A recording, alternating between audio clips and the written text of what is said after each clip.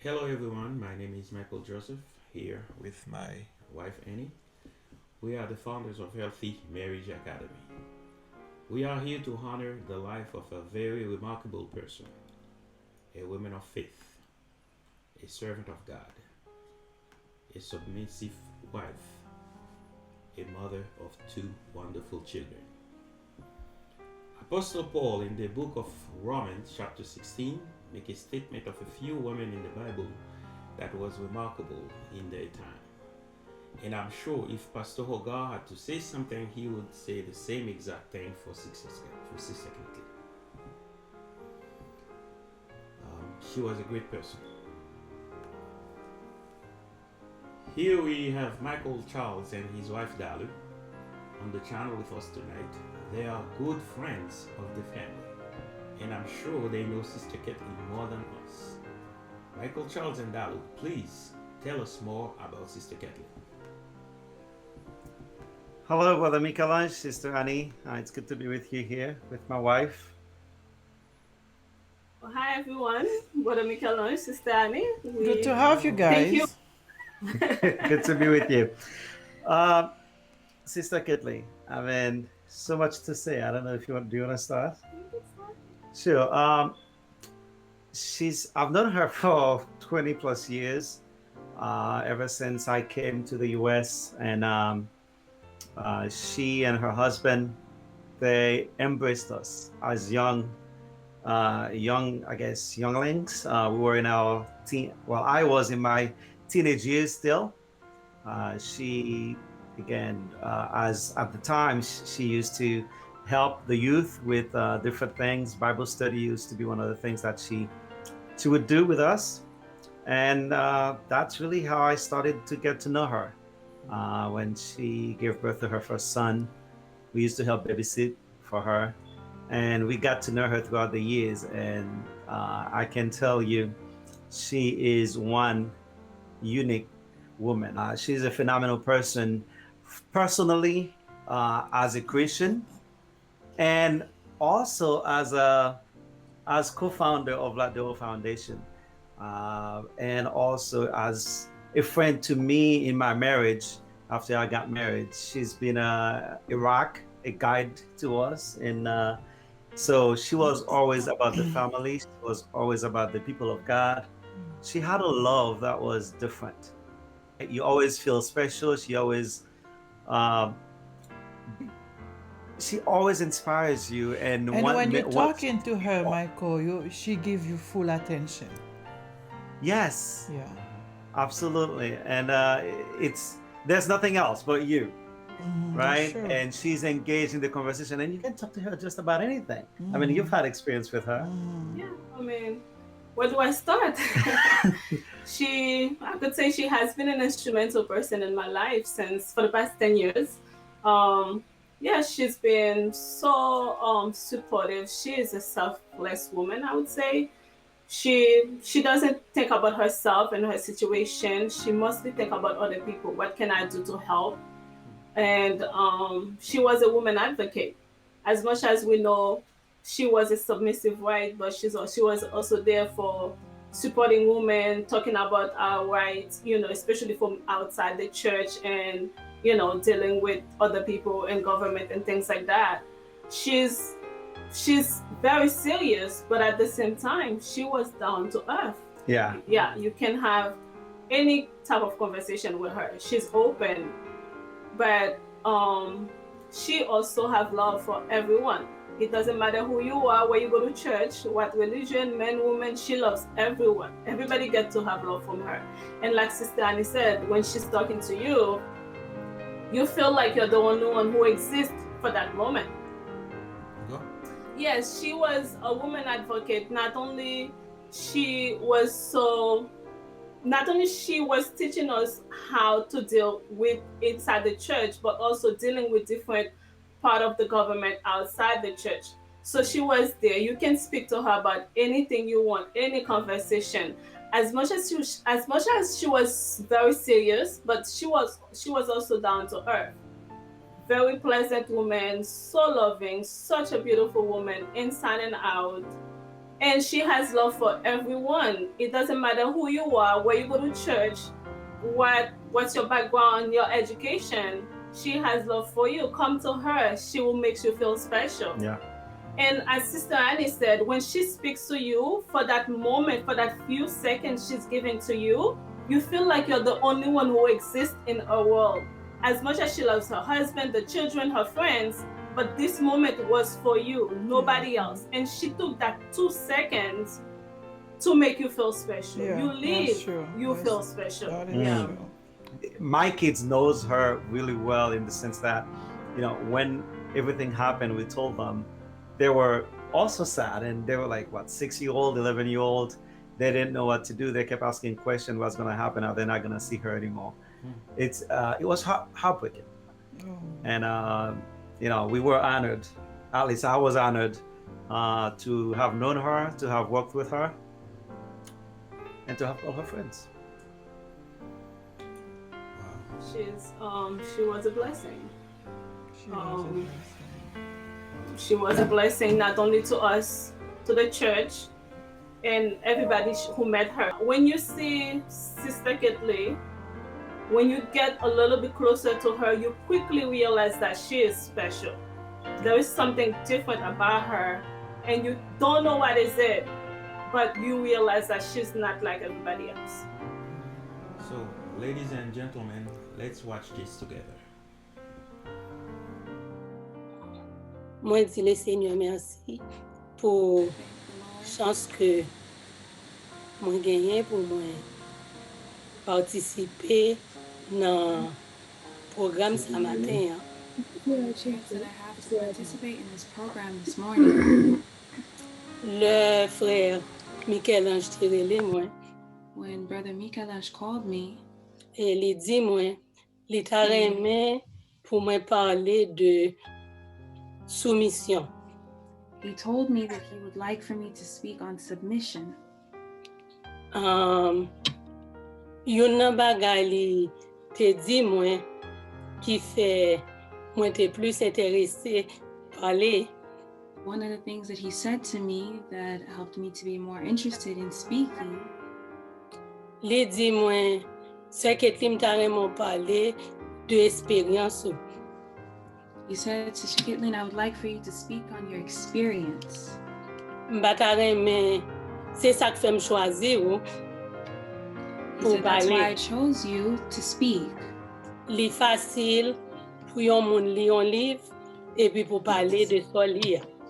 It's easier for someone to read a book and to speak on what you've read. Mais l'on parle de propre expérience pour. But when you speak about your own experiences, ou parle vérité pour. You speak on your own truth. Ou capable don l'autre monde qu'attendait. You can help someone else that's listening. Parce que nous toutes, qu'on côté nous commencer. Because we all have somewhere that we start. Qui fait nous côté nous aujourd'hui. Or we all have somewhere that we started that helped us to be where we are today. Le frère Michel-Ange dit toujours à suivre moi. When Brother Michel-Ange told me that he's always paying attention to me. Et de mariage nous. Our marriage. Et il toujours senti soumission de ma part. He always feels that I'm being submissive. Et certainement, et moi passé an, fait moi-même à frère Hugo 23 ans depuis nous mariés. Last month was my 23rd wedding anniversary. Mon moyen aujourd'hui, person that I am today.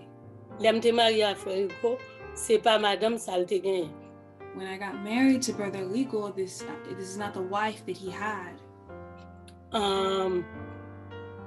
Et pour faire histoire la courte, to make the story short, le marié à frère Hugo, moi était dans vingtaine moi. When I got married to Brother Legal, I was in my 20s. Et façon que papa m'était levé nous.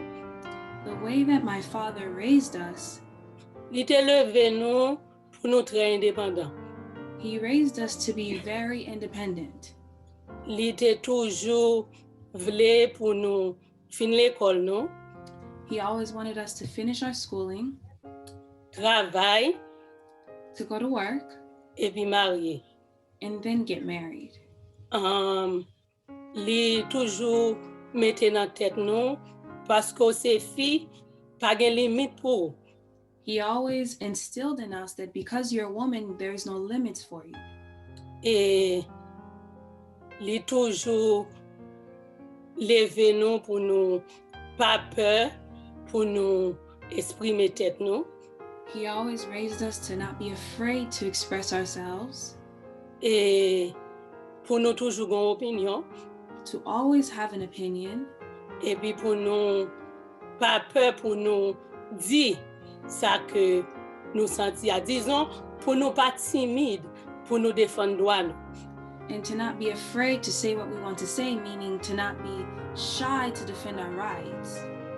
E a cause de sa, Because of this, e le maria frère Hugo, when I got married to Brother Legal, mwen rentre nan mariage I entered in the marriage avèk yon disposisyon with a disposition pou m defan doam. to defend my rights. Mwen te kon tout doam, I knew all my rights, men mwen pat kon responsabilite. but I didn't know my responsibilities.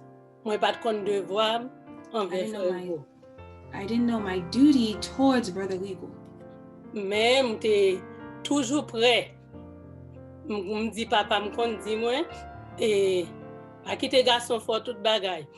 I was always ready because my father always said, don't allow a man to do just anything to you. Ou indépendant, You're independent. se sa k fè ou gon degré avon mariye, That's why you obtained a degree before you got married. e ou pa pral aksepte n'importe bagay. You won't accept just anything. Ou ka pran soin tèt ou. You can take care of yourself. Se sa m ta apren de papa. That's what I learned from my father. M entre nan mariage la kon sa. I entered into my marriage as such, Pou m goumen, to fight. e m sonje le nou gen 6 mwa mariage, I remember when we were married for 6 months, e le frère Hugo di yon bagay, when Brother Legal would say something, même lorsque ça le dit, c'est pas yon bagay pou m ta répondre ou bien prêt pour me défendre tête moi. Mais puisque Even- c'est ça dans tête moi, even though he would say something that would not merit me to respond or defend myself, but because that's what was in my mind, et l'esprit m toujours surchauffé. my spirit was always ready. Et m songe en l'heure, frère Hugo relé moi, I remember once Brother Legal called me, et li toujours relé moi, et princesse. he always calls me princess. Et puis li dit, vin fon ti chita. He said, come sit. Et puis m chita, And I sat down. li pon feuille papier, He took a sheet of paper. en les papiers ya, li On top of marqué the bon paper. Dieu. He wrote God. Et puis en bas, non bon Dieu ya, li marqué ma femme. And underneath God's name, he wrote my wife. Et puis, li montre mni. And he showed it to me. Mwen di chéri sa vle di. And I said, what does that mean? Li di, chéri m mari avon, He said, love, I'm married to you pase m remon. because I love you. Apre bon Dieu nan vi, After God in my life, se ou men. it's you. Kouni an m di se mwen men chéri, I said, it's me. mari m sorti nan yon grande famille, gen 8 frères, Husband comes from a big family. He has 8 brothers, et maman l papal. his mother and father. Koun yon me dit chérie, si après bon Dieu, c'est moi, koto met maman à papa. Et famille yo. I said, if after God it's me, where do you put your parents and your family? Et puis frère go dit chérie, ou pas connaît pasteur gars toujours dit, si m'ta à l'aise ka papa m'gon ça, si m'te joindre tout ça m'te besoin, m'pa ta marier. And he said, don't you know, Pastor Horgard always says, if I was so comfortable at my parents' home, then I would have never needed to get married. C'est parce que te gon ba m'te manqué. It's because I was missing something. Qui fait m'te marier. That's why I got married. Koun yon joindre ça m'te manqué ya. Now I found what I was missing. M'pa ka mettre rien sous terre ça avant. I can't put anything on this earth before it. Koun yon me dit chérie, et là nous fait ti moun. And I said, what about when we have children? Li dit bon, n'a fait ti moun yo pa jam vin avant. He said, well, we'll have children, but they won't come before you. Li dit parce ouais là et nous deux qui là. Because he said, right now it's both of us, it's the two of us here. Même si nous te fait 10 ti moun, Even if we had 10 children, on leur yo tout pralé, one day they will all leave, c'est nous deux à cabrete. and the two of us will stay, will remain. Jodi hein, m'ka soumettre en bas frère Go Today I may submit to Brother Legal parce que me connais la menem pi kwa Christ. because I know he will lead me closer to Christ. Li apede me soumettre à l'ordre pasteur Gayo He is helping me to submit to Pastor Hogard's orders parce que lui-même li soumet en bas yo. because he submits. Je remercie le Seigneur pour ça. And I thank the Lord for this. Moi encore dit merci à frère Michel-Ange I thank Brother Michel-Ange qui te demandé pour me partager histoire moi avec nous. who asked me to share my story with you all. Et moi souhaiter nous capables apprendre quelque chose I hope that you could learn a few things et nous utiliser sagesse pour nous appliquer yo. we used wisdom to apply them. Le Seigneur bénisse nous. May the Lord bless you.